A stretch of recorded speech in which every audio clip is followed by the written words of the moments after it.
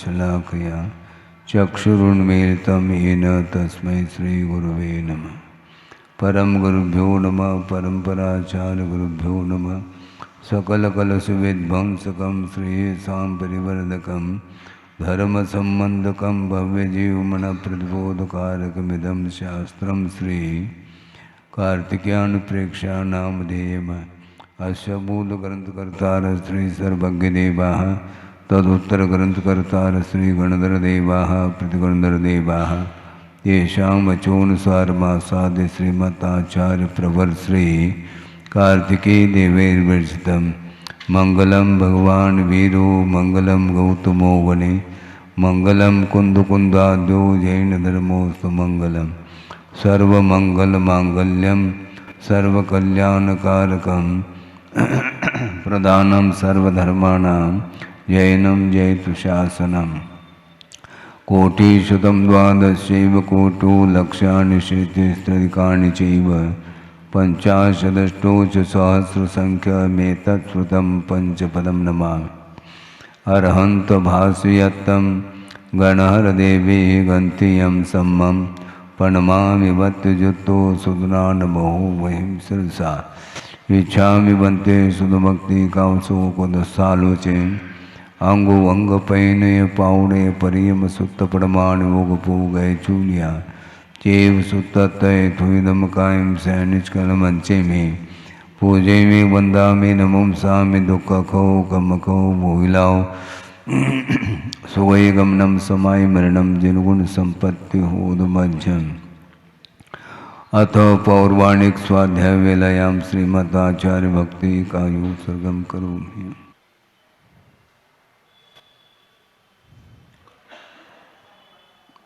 श्रुतो जलधिपारगेभ्य स्वपरमत विभावना पटुमतिभ्य सुचरितपूर्णदेभ्यो नमो गुरुभ्यो गुणगुरुभ्य। 36 गुण समज्ञे पंचम्याचार करण संदर्शे शिष्यानुगुसुले धम्माय रे सदा वंदे गुरुभक्त संजमेनय तरंत संसार सायरम घोरम छिन्नन्त्यट्टकं मम जन्मन मरणं न पावेन्ते ये नित्यमृतमंत्र होम निरता ध्यानाग्निहोत्राकुला षट्कर्मा विरता तपोधनधना साधु क्रिया साधव शील प्रावरणा गुण प्रवरणा चंद्रार्गतेजोदिका मोक्षद्वारकपाट पाट नवटाः प्रीणन्तु मां साधव गुरुव पान्तुनो नित्यं ज्ञानदर्शन नायकाः चारित्राणुगंभीरा मोक्षमार्गोपदेशकाः इच्छामि बन्ते आयुर्वत्ते कांसुकोदसालोचे सम्मनान सम्मदंसन समतुर्जुत्तान पंचम्याचाराणाम् आयुर्यानम् आयारादि सुंदरानुपदेश्यानम् वज्झायानम् तिरयन गुणपालयानम सौसानम सैनिचकलमंचे में पूजे में वंदा में नमम साम्य दुख खो कमको भोइलाओ सुगय गमनम समाय मरणम जिनगुण संपत्ति होदमज्जम। त्रिभुवन तुल्यं देवं वंदिता त्रिभुवनंद परिपूज्यं वोचम अनुपेहावो भवीय जनानंद जननी वो।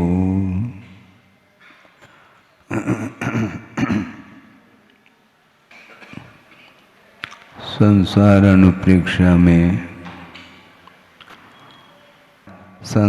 अनुप्रेक्षा में नरक गति का वर्णन किया।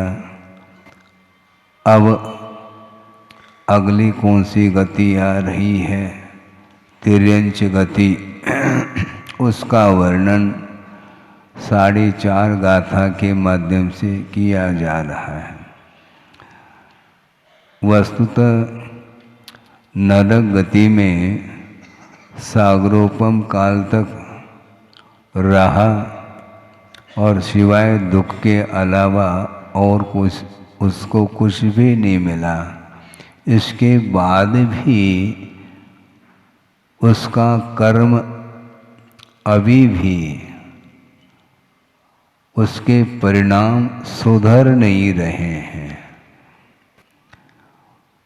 कितने दीर्घ काल तक उसने कहाँ पर पाप किया होगा वो अभी भी वह स्टॉक में है, पाप अभी भी समाप्त नहीं हुआ, और वहाँ से निकल करके भी वह तिर्यंच पर्याय को प्राप्त कर रहा है। और आप लोग किस पर्याय में हैं? मनुष्य पर्याय में। निकले कहाँ से किसी को ज्ञात नहीं है। नरक गति से भी निकल सकता है, तिर्यंच गति से भी निकल सकता है, निगोद आदि से भी निकल सकता है, इसमें कोई बाधा नहीं है। किंतु वह स्मृति का विषय नहीं होने के कारण वहाँ से पुनः वह तिर्यंच पर्याय को प्राप्त कर रहा है। सप्तम पृथ्वी से निकला हुआ नियम से तिर्यंच होता है, ऐसा आगम का उल्लेख है। किंतु छठे आदि पृथ्वी से निकला हुआ वह मनुष्य भी बन सकता है और तिर्यंच पर्याय को भी प्राप्त कर सकता है। बड़ी विचित्र दशा है, हाँ, कर्मों की। समझने के लिए छठे पृथ्वी से कोई मनुष्य बन रहा है, ठीक है, और कोई तिर्यंच भी हो रहा है, और पहले पृथ्वी से निकला हुआ वह तिर्यंच बन रहा है, और छठे पृथ्वी से निकला हुआ मनुष्य भी बन सकता है। मामला क्या है? जबकि छठे पृथ्वी में अपेक्षाकृत अन्य पृथ्वियों के अपेक्षा वहाँ पर अधिक दुख है, भले सप्तम की अपेक्षा से कम है। प्रथम पृथ्वी में जो उसको संवेदन हो रहा है उससे कई गुना संवेदन छठे पृथ्वी में हो रहा है। इसके बाद भी वह मनुष्यायु का बंद कर रहा है और प्रथम पृथ्वी वाला तिर्यंच आयु का बंद कर रहा है। ऐसा क्यों हो रहा? वो कुछ नहीं रहा, इसलिए हो रहा, ये सारा का सारा परिणमन जो होता है वह परिणामों के ऊपर ही निर्धारित है। महाराज प्रतिकूल वातावरण है इसलिए परिणाम संक्लेश होते हैं और उसका पतन होता है, ये एकांत नहीं। प्रतिकूलता छठे पृथ्वी में अधिक है क्या प्रथम पृथ्वी में? नया विषय है। प्रथम पृथ्वी में अपेक्षाकृत विपरीतता ज़्यादा है क्या छठे पृथ्वी में? छठे पृथ्वी में भयंकर वहाँ का वातावरण अलग ही ढंग का, इसके बाद भी वह मनुष्य का बंद कर रहा है और उसके अपेक्षा से प्रथम पृथ्वी में अनुकूलता तो मानी जाएगी। अनुकूलता का अर्थ क्या हम बता रहे हैं? मान लो किसी को 5-6 डिग्री बुखार आया और किसी को 3 डिग्री आ गया, थोड़ी अनुकूलता तो है। वह बेहोश की ओर नहीं है। 102 डिग्री 101 डिग्री बुखार में कैसा स्वास्थ्य है कोई पूछ रहा है हाल चाल, तो कह रहा है कि अपेक्षाकृत ठीक है, लेकिन बुखार अभी भी है। तो अनुकूलता है क्या? नहीं। तो उसी प्रकार छठे पृथ्वी में जो प्रतिकूलता है शारीरिक दुख और मानसिक दुख आदि की अपेक्षा से, तो उसके अपेक्षा से बहुत कुछ अनुकूलता प्रथम पृथ्वी में होते हुए भी वहाँ से वह मर करके तिर्यंच हो रहा है। इससे स्पष्ट है अनुकूल और प्रतिकूल जो वातावरण है एकमात्र निमित्त है, उससे कुछ होने वाला नहीं। वह निमित्त काम नहीं करता है क्या? काम कर सकता है, करे, अनिवार्य नहीं है, एकांत नहीं है।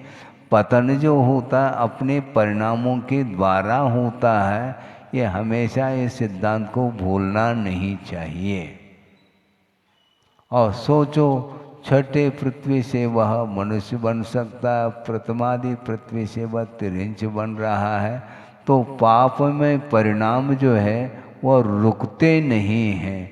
दीर्घ काल तक पाप किया है उसका फल अन्यत्र भी उसको भोगना पड़ेगा। यहाँ पाप किया था तो नरक पहुँच गया, वहाँ पर भी सागरूपम आयुक्त पाप किया है, वह पाप समाप्त नहीं हुआ, पुनः वह दुर्गति के लिए कारण बन रहा है।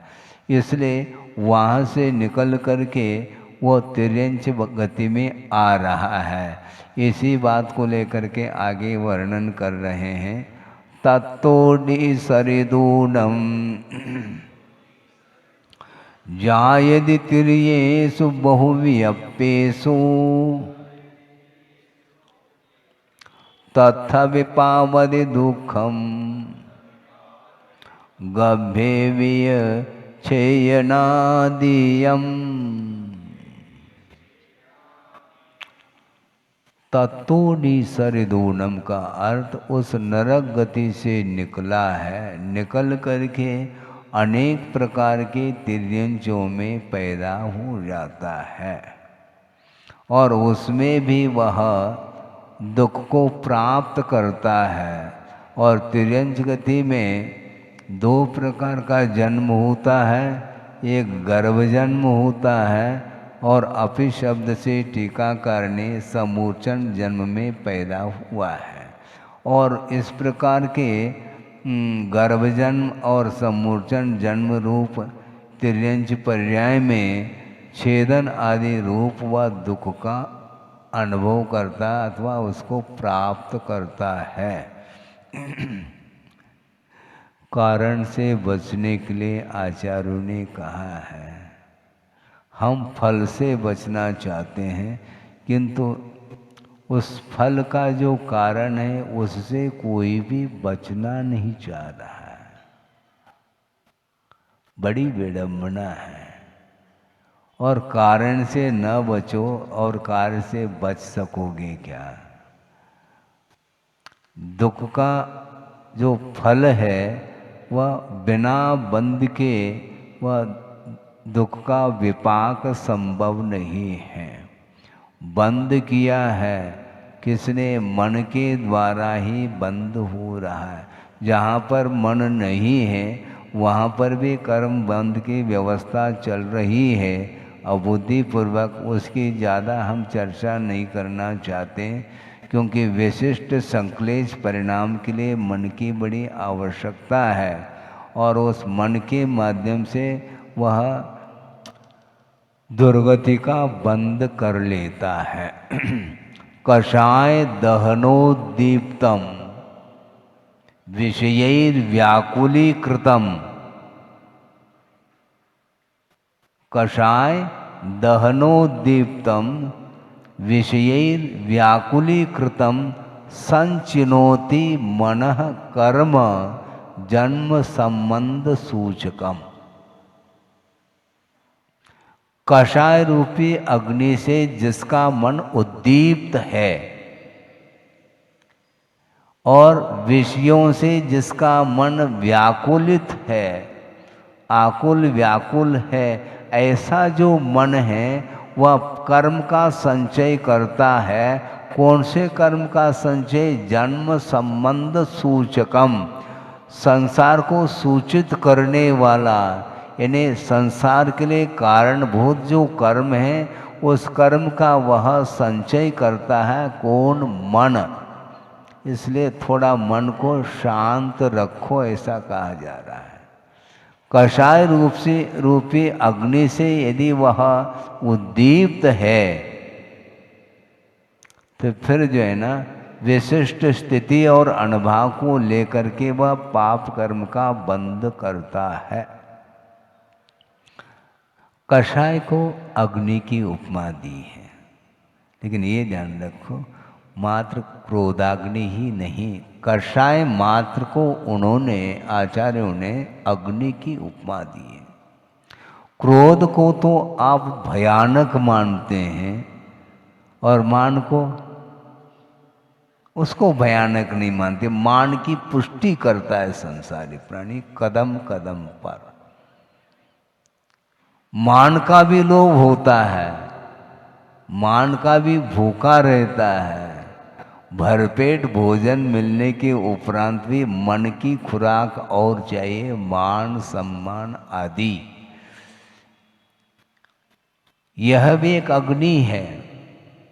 बल्कि मैं ये समझता हूँ कि जो क्रोध की अग्नि है वह तृण की अग्नि के समान मैं मानना चाहता हूँ, क्योंकि उससे भी भयानक मान है। हाँ, भयानक है। मान हानि का दावा करने के लिए खड़ा है। वहाँ उससे क्या होना है? मान की हानि हो गई तो ठीक, हो जाने दो। क्या मरण हुआ है क्या मेरा? नहीं। श्रवण तो यही सोचता है, किसी ने कुछ बोल दिया, किसी ने कुछ तिरस्कार कर लिया तो करने दो उसको। उसके तिरस्कार करने से क्या है, शरीर में छेद हो रहे हैं क्या है? हो क्या रहा है? लेकिन महाराज इसका सहन करना बहुत कठिन है। शारीरिक दुख नहीं, किंतु ये मानसिक दुख है। और मानसिक दुख को भी सहन करने की क्षमता उसके अंदर आती है जो इंद्रियों के ऊपर विजय प्राप्त करता है। शारीरिक परिचय सहन करना फिर भी सरल हो सकता है, किंतु मानसिक परिचय को सहन करने के लिए अंतरंग साधना की बड़ी आवश्यकता है। हाँ, और उसके कारण वह वैर पकड़ सकता है, और वैर पकड़ करके वह भवांतर में जा कर के भी वह बदला लेने का भाव रखता है। यह मान की तासीर है। ये मान का कार्य इस प्रकार, इसलिए कषाय मात्र को पाप कहा है। और माया और आ गई, वो हमेशा टेढ़ी चाल से चलती है माया, उसकी चाल ही टेढ़ी है। माया की प्राप्ति माया के द्वारा होती है। माया का अर्थ धन और माया का अर्थ छल कपट। बिना छल कपट के, बिना वक्रता के वह माया अर्थात धन का संचय नहीं करता। इसलिए मायाचारी का जो आलम्बन लिया जाता है वह बिना लोभ के नहीं। सीधा सीधा हम धन का संचय नहीं कर पाएंगे, इसलिए टेढ़ी चाल से चलो। और उस चाल को कोई पकड़ नहीं पाता, उस जाल में आ जाता है, तो वह चंगुल में आ जाता, तो उसके माध्यम से जिसको प्राप्त करना था वह प्राप्त कर जाता है।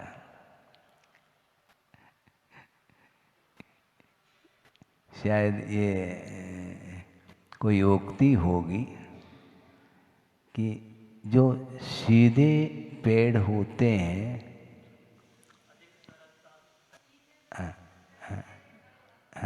अब कोई भी हो उसका भाव मैं बताना चाह रहा हूँ। ये सीधे जो वृक्ष होते हैं वह कटते हैं महाराज, इसलिए टेढ़ा होना ठीक है, ऐसा कोई कह सकता है। ध्यान रखो, उसके आगे हम आपके सामने भाव रखना चाहते हैं। क्या? सीधे होने से, सीधा वृक्ष होता है वह कट जाता है, और टेढ़े वृक्ष कटते नहीं, किंतु ईंधन के काम में आते हैं। ये ध्यान रखो, बचना मुश्किल है। कम से कम जो सीधे वृक्ष है वह कट जाते हैं, किंतु उसके द्वारा फर्नीचर बन सकता है। हाँ, उस पर आप बैठ सकते हैं, किंतु जो टेढ़ा वृक्ष होगा वह ईंधन के ही काम में आएगा, उसको जला देंगे। ध्यान रखो। टेढ़ा बनना चाहो क्या? सरल बनो। सरल बनेंगे तो अच्छा रहेगा। राउंड टेबल भी बन सकता है, पर अनेक प्रकार के फर्नीचर बन सकते हैं। कुर्सी चेयर वगैरह उसमें आराम कर सकते हैं। है। सीधा बनना अच्छा है, सरल होना बहुत अच्छा है, किंतु वक्रता के माध्यम से यह कषाय बहुत भयानक है। और वह वक्रता का आलम्बन जो लेता है उसके अंदर गृद्धता है, आसक्ति है। ये किन प्रकार से वह धन का संचय करना चाहता है, वह अनाचार, अत्याचार इत्यादि के माध्यम से वह उसको हासिल कर रहा है, अर्जन कर रहा है। और जिसके अंदर लोभ की कणिका नहीं है उसके अंदर आर्जव धर्म आता है, ये ध्यान रखो। सरल था, सरल बनना सीखो, क्योंकि सरल बनेंगे तो कटेंगे नहीं। क्योंकि आर्जव धर्म की जो आराधना कर रहा है वह कट कैसा सकता है? खेल है क्या? आगम के ऊपर विश्वास तो रखो। क्षमा, मार्दव, आर्जव, शौच, ये चार धर्म होते हैं। ये क्रमशः एक एक कषाय के अभाव में उत्पन्न होते हैं, इसलिए टेढ़ा ठीक नहीं है। आर्जव धर्म के आराधना ये उक्ति देते हैं, ये सीधा बनने वाला वह वृक्ष जो है ना वो उसको काटते हैं, इसलिए हमें टेढ़ा ही रहने दो, ये गलत बात है। वक्रता ठीक नहीं है। और माया तैर्यज्ञोडस्य ऐसा कहा, मायाचारी के माध्यम से तिर्यंच आयु का बंध होता है। आप अपने आपके मन को टटोलो, मेरे मन में कितनी सरलता है और कितनी कुटिलता है, हम नहीं जान पाएंगे। है? आपके मन के भीतर जो तरंग उत्पन्न हो रहे हैं वह मेरे बुद्धि का विषय इसलिए नहीं है क्योंकि मेरे पास परोक्ष ज्ञान है। मन पर ज्ञान का वह विषय बन सकता है, लेकिन ये ध्यान रखो कभी भी मन पर ज्ञानी उस मन पर ज्ञान का उपयोग दूसरा कितने पानी में है इसको जानने के लिए उसका उपयोग कभी भी नहीं करेंगे, क्योंकि इसके माध्यम से होना क्या है? देखने के अपेक्षा से आगम के माध्यम से ही विश्वास हो जाता है। नहीं होता है क्या? कन्फर्मेशन करना चाहो क्या? अरे जनवाणी है, इसमें क्या कन्फर्मेशन करने की बात है? जगत के चिंतन करने से निश्चित रूप से भीति उत्पन्न होती है। क्यों? क्योंकि संसारी प्राणी टेढ़े चाल से चलता है, कभी भी वह उसके जाल में मैं आ सकता हूँ, इसलिए बचना चाहिए संसार से। संसार से बचने का अर्थ क्या? संसार में जो चलने वाले जीव हैं उनसे बचना। संसार और कोई वस्तु है ही नहीं। हाँ, अनेक प्रकार की अपेक्षा को लेकर के संसारी प्राणी चलता रहता है, किंतु उसके जाल में न आ करके उसके स्वभाव को जान करके उससे दूर रहना चाहिए, ऐसा कहा जा रहा है।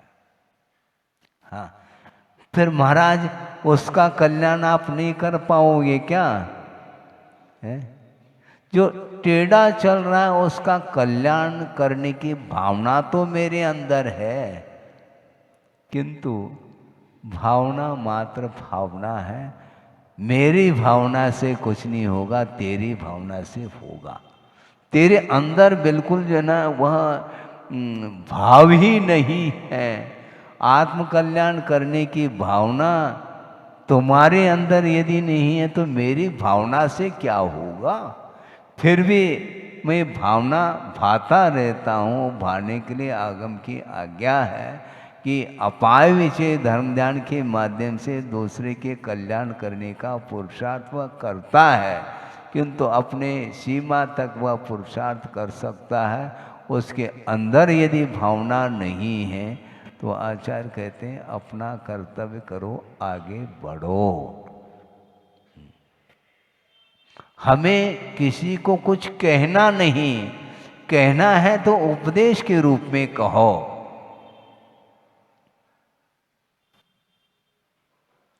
छड़ाला की पंक्ति आपको आती है? हैं? छड़ाला तो पूरा कंठस्थ है महाराज। आज इस प्रसंग के अनुरूप बोलो ना, फिर क्या बोलते हैं आप? अरे वो तो सब ठीक है, हम किसी को कुछ कहना नहीं चाहेंगे। सुनो, वो है ही नहीं है, वो आएगा भी नहीं है। हमें याद आ जाए तो बड़ी बात है। हाँ, अभी तो नहीं आ रहा, तो वो आएगा धीरे धीरे। बिजली गोल हो रहे, फिर वो करंट आएगा। हाँ, आ गया करंट। बिन जाने ते दोष गुणन को कैसे तजिए गहिए, कहिए नहीं। हमें किसी को कुछ कहना नहीं है। गुणों का ज्ञान और दोषों का ज्ञान करके गुणों को ग्रहण करना है और दोषों से बच करके निकलना है संसार से। हम किसी को कुछ कहेंगे तो उसको और बुरा लगेगा।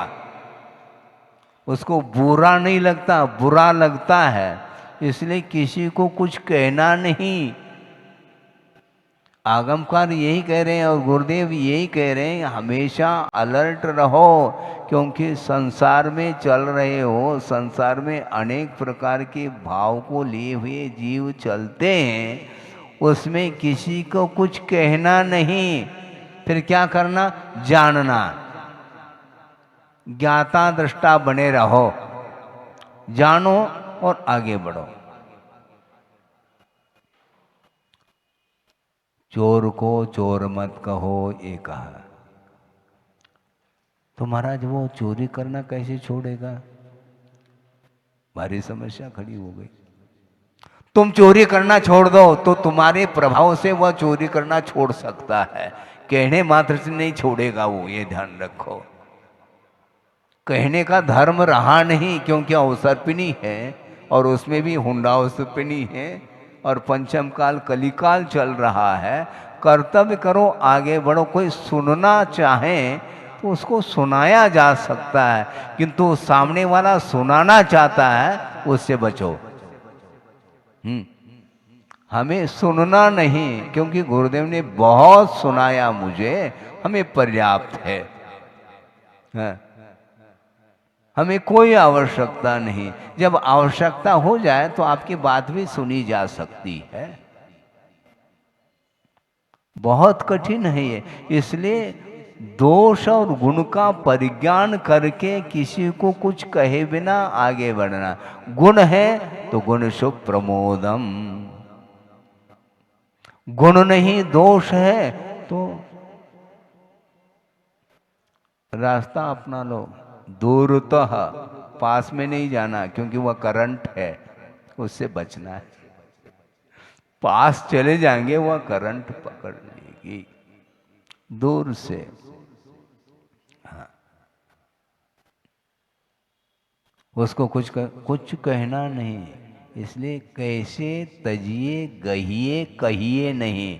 हमें कहना नहीं है। गुण की जानकारी रखो, दोषों की जानकारी रखो। दूसरे के दोषों की जानकारी नहीं रखना। हमें अपने दोषों को छानना है। दूसरे के दोष, जब हमारे अंदर ही दोष है तो दूसरे के अंदर दोष हो तो क्या दिक्कत क्या हो रही तुम्हें? है? नहीं, मैं दूसरे के दोष को मैं धोना चाहता हूँ। अपने लोटा तो छानो पहले। दूसरे के है? अपना लोटा छानो और पानी पियो, सीधी सीधी बात है। वो छान नहीं रहा, तुम तो छानो पहले।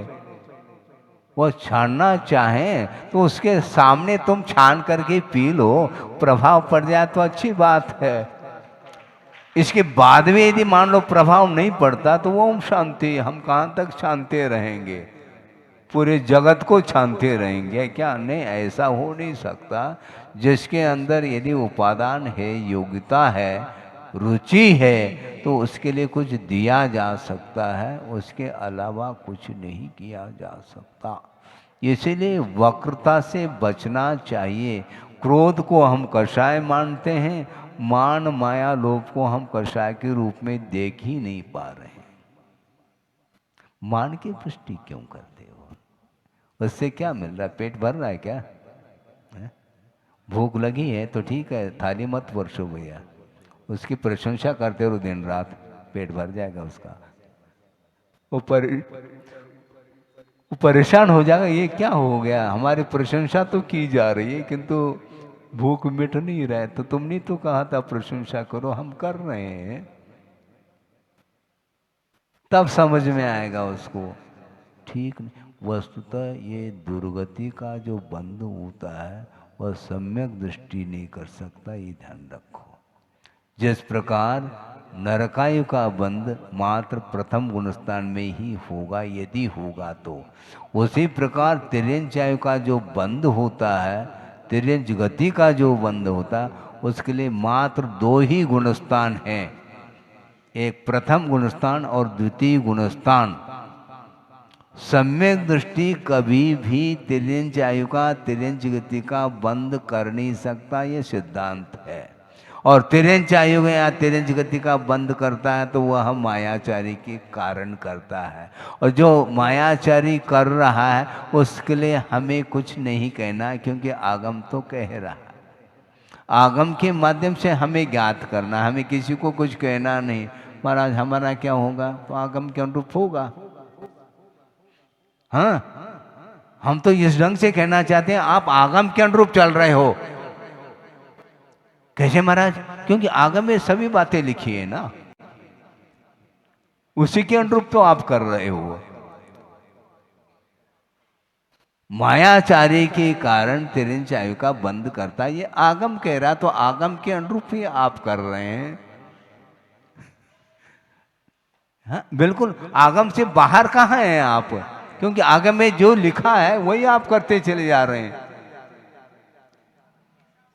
सुनो, आगम में पाप का भी वर्णन है और पुण्य का भी वर्णन है, किंतु पुण्यार्जन नहीं करना चाहता, पापार्जन करना चाहता हूं, यह आगम ने बताया है। तो मैं आगे क्या बढ़ करके आपको बताऊं?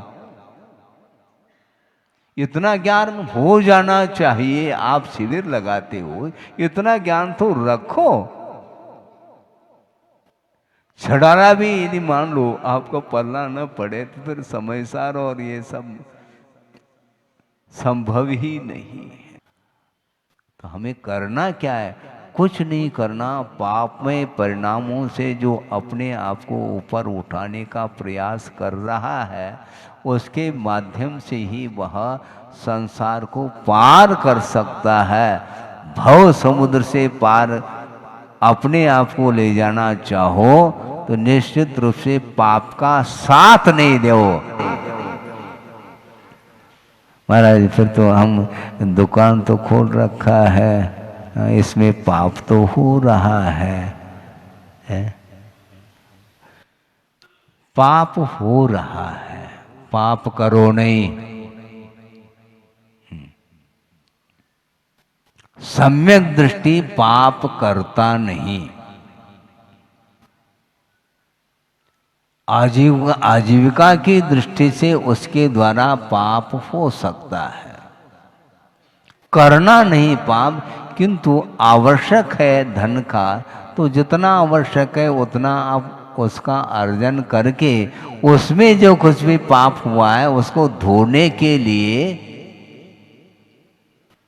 क्या दान, आदान भोत कर लिया, आप दान तो करो।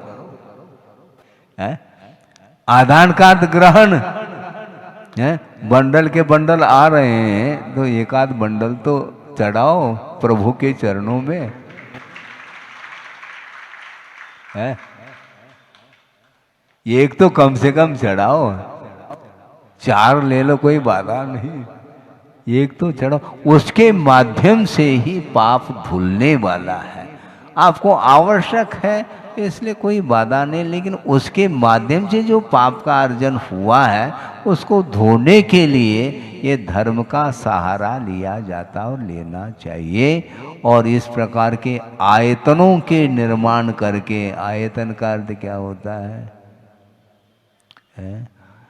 जिसका आश्रय लिया जाता है, भव समुद्र से पार होने के लिए उसको आयतन बोलते हैं, अनायतन नहीं। अनायतनों की उपासना संसारी प्राणी ने अतीत में अनंत काल की है। अब अनायतनों की हमें उपासना नहीं करनी, किंतु आयतन पंच परमेष्टि देव गुरु शास्त्र वीतराग धर्म ये शरण लेने योग्य ये हमारे लिए आयतन है।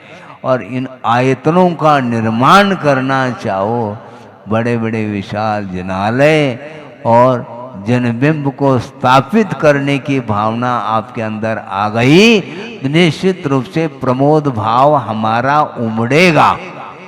पक्की बात है। इससे और क्या चाहो आप? इसमें मोटिवेट नहीं हो रहे हैं आप, बहुत मोटे हो रहे हैं। इससे ज्यादा क्या आवश्यक हमें? क्योंकि धर्म का ही तो समर्थन किया जा रहा, आपका मैं समर्थन कर रहा हूं, किंतु पाप का नहीं, ध्यान रखो। हम पुण्य का समर्थन कर रहे हैं, और पुण्य को ही आचार्यों ने विशेष रूप से धर्म की संज्ञा दी है। क्योंकि पुण्य के माध्यम से ही आत्मा पवित्रता का अनुभव करती है। इसलिए पुण्यानुबंधी पुण्य के संचय करने के लिए जो निरंतर तत्पर है, उसका कल्याण होने वाला है। केवल मेरे कहने से कल्याण नहीं होता, किंतु उस ओर आपकी रुचि है, इसलिए कर्तव्य करने से उसमें सफलता भी मिलती है। हाँ, आपको सफलता मिलेगी क्योंकि आपकी रुचि है इसलिए, और जिसकी रुचि नहीं तो उसके प्रति भी हमारा द्वेष नहीं। ये बहुत अच्छा विषय है कि द्वेष नहीं करना। हे और द्वेष में बहुत बड़ा अंतर है। हे का अर्थ हमारे लिए उपयोगी नहीं, ये छोड़ने योग्य है, ग्रहण करने योग्य नहीं। महाराज हमारी ओर आप देखते ही नहीं है, आवश्यकता हो तो देख लेंगे। हमें आवश्यकता नहीं है ना, आवश्यकता भगवान की है, इसलिए हम 2 बार वंदना के लिए चले जाते हैं, बल्कि 3 बार वंदना होती है। सुबह शाम और आहार चर्या के लिए उठते हैं, उस समय भी 3 बार भगवान को हम निहारते हैं, और परोक्ष में भी निरंतर भगवान का हम दर्शन करते रहते हैं। हमारी आंखें खुली रहती है। महाराज थोड़े बहुत हमारी ओर भी देखो। आपकी ओर क्यों देखें? आप धर्म की ओर देखो, आपकी ओर मैं देखूंगा। और आप धर्म से पीठ फेरोगे, हम पीठ तो नहीं फेरेंगे, किंतु आंख को बंद करेंगे। की बात है, क्योंकि दृष्टि नासा पे धरे। जब भगवानी नासा पर वह उनकी आंखें टिकी हैं, तो हम क्यों दूसरे को देखें? दूसरे को देखें तो प्रमोद भाव के साथ देखें, नहीं है तो माध्यस्थ भाव के माध्यम से हमारा, क्योंकि गुणों को देख करके गला लगाओ और गुण नहीं है तो हमें प्रयोजन नहीं है, क्योंकि उससे बचने के लिए कहा है। आगमकारों ने कहा तो हम बच रहे हैं, हम दोष थोड़ी कर रहे हैं। बिल्कुल बचो। 9:30 बज गया है, इसलिए स्वाध्याय से नहीं बचना। हाँ, स्वाध्याय तो हो गया 1 घंटा, तो बहुत ये एक गाथा को आपको निरंतर चिंतन मनन करना चाहिए, और उसके माध्यम से ही दूसरे को दोष नहीं देते हुए अपने किए हुए जो दोष हैं उनका परिमार्जन करने के लिए निरंतर हम पुरुषार्थ करेंगे, तो निश्चित रूप से आत्मा का हित हो सकता है। हो इस पवित्र भावना के साथ। परम पूज्य आचार्य गुरुवर श्री विद्यासागर जी मुनि महाराज की।